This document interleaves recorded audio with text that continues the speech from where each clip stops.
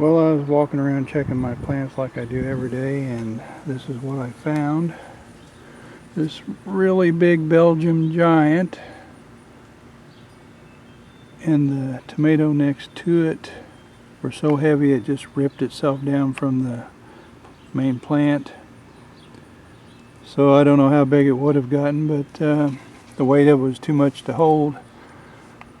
So next year I believe I'm going to have to maybe build some kind of cradle or something between the wires to hold the weight of it, so it won't do that. And I have another Belgium giant that is probably going to run into the same problem if I don't do something. And here's a look at the massive bunch of tomatoes. They're kind of leaned against the cage, but that is a bunch of tomatoes there.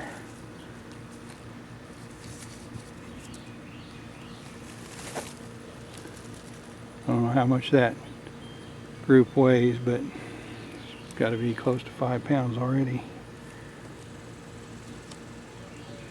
We'll see what happens. That's something to look for. If you got a couple of real heavy ones together, you might build this up. Okay, the weight of these two caused them to rip away from the main plant, so I'm just going to go ahead and weigh them, see what they weighed, since they weren't even connected to the plant.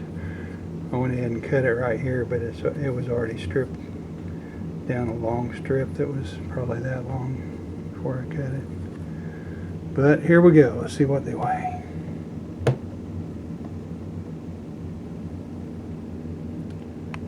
£2 pounds and 8.6 ounces, a little under 3 pounds, and that's all it took to rip the stem away from the plant. So if you got some huge tomatoes, you might consider building them some sort of support with some fabric of some kind or something to support their weight. And I've got a couple out there now I'm thinking about doing that with, and I'll try to see what I come up with. But sure hated to see these break loose before they were fully ripe.